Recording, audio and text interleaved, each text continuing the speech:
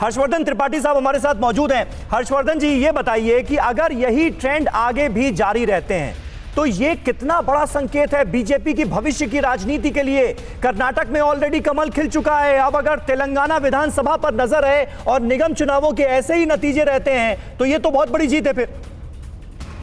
देखिए समीर, मुझे लगता है कि अगर भारतीय जनता पार्टी वहां ग्रेटर हैदराबाद म्युनिसिपल कॉर्पोरेशन में सरकार बना लेगी, यानी उसका मेयर बन जाएगा या नहीं भी बनेगा, हाँ। सवाल यह है कि जिस तरह से भारतीय जनता पार्टी ने चुनाव लड़ा, जिस तरह से एक लंबी रणनीति के तहत एक बहुत प्रभावी इलाका है, वो क्षेत्र ऐसा है। अच्छा, एक चीज और समझिए, जब हम ये बात सारी कर रहे हैं तो सिर्फ भाग्य लक्ष्मी का मसला नहीं कि हम भाग्य लक्ष्मी मंदिर में जा रहे हैं, अमित शाह जी और योगी जी और भाग्यनगर कर देंगे। हाँ। निजाम वर्सेज, यानी जो भारत का एक विलयीकरण हुआ रियासतों का, उसमें निजाम ने जिस तरह से सरदार वल्लभ भाई पटेल के सामने रेजिस्टेंस किया, प्रतिरोध किया, एक वो विचार है, एक दूसरा विचार है। इन दोनों विचारों की लड़ाई पहली बार इस तरह से आमने सामने हैदराबाद में देखने को मिली है। और उसके परिणाम में अगर इस तरह के नतीजे आ रहे हैं, ठीक बात है कि अभी पोस्टल बैलेट है, लेकिन ओवरऑल अगर हम ट्रेंड देखते हैं तो वो ट्रेंड ये बता रहे हैं कि भारतीय जनता पार्टी उस स्पेस को पूरी तरह से छीनने में कामयाब हो गई है जो 1947 के बाद लगातार कई चुनावों तक कांग्रेस के पास रहा, जिसमें एक नेशनल नैरेटिव की जरूरत होती है, जो कांग्रेस पूरी तरह से आधारहीन हो गई। तो इसे सिर्फ भाग्य लक्ष्मी माता के मंदिर और भाग्य नगर नाम बदलने तक नहीं देखना चाहिए। ये भारत का जो विलयीकरण हुआ विभाजन के बाद, नहीं, ये हम नहीं देख रहे हैं हर्षवर्धन त्रिपाठी साहब, ये हम नहीं देख रहे हैं। ये तो बीजेपी के तमाम नेता दावा कर रहे हैं ना कि भाई अगर हम जीत कर आए तो हैदराबाद को भाग्यनगर कर देंगे। अब सरदार पटेल हैदराबाद का विलयीकरण करा रहे थे, तमाम रियासतों का जिनको उन्हें जिम्मा सौंपा गया था उसमें से हैदराबाद भी एक थी। अब हैदराबाद का जब विलयीकरण उन्होंने कराया तब तो नहीं सोचा ना कि हैदराबाद को बदलकर हम भाग्यनगर कर दें उसका नाम।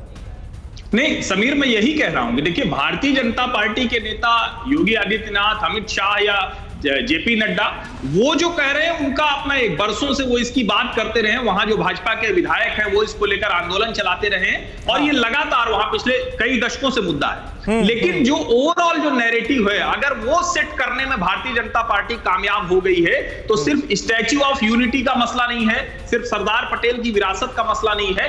हैदराबाद में जो एक नेशनल नैरेटिव था उसकी leader party Bharatiya Janata party हो गई।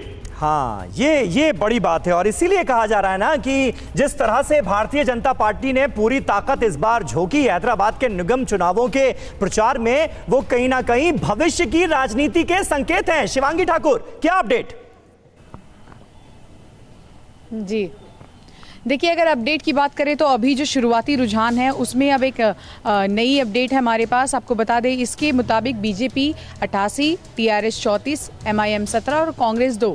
साथ ही अभी जो हम ये जिक्र कर रहे थे कि बीजेपी बहुत जल्दी खुशियां मना रही है, तो देखिए खुशियां वो मना रहे हैं लेकिन उनको थोड़ा इंतजार करना चाहिए, थोड़ा सा सब्र रखना चाहिए, क्योंकि कई बार ऐसा होता है कि शुरुआती रुझान कुछ और होते हैं, रिजल्ट कुछ और हो जाते हैं। जी। और संबित पात्रा ने तो हैदराबाद अब लिखना ही छोड़ दिया है, सीधे भाग्यनगर लिखते हैं। साथ ही हम आपको बता दें कि इसमें कोई दो राय नहीं होगी कि नगर निगम के चुनाव को इतना बड़ा बना दिया है, इसका सारा क्रेडिट बीजेपी को जाता है। जिस हिसाब से यहाँ पर चुनाव प्रचार हुए, जिस हिसाब से सारे के सारे बड़े बड़े नेता यहाँ पर आए हैं, आप खुद देख लीजिए। जिस हिसाब से कवरेज भी, अगर कवरेज की हम बात करें तो नगर निगम चुनाव के जो कवरेज होती थी इस बड़े पैमाने पर नहीं होती थी, लेकिन इन्होंने इसको एक बहुत बड़ा मुद्दा बनाया है और आज कवरेज भी देखिए किस तरह से हो रही है।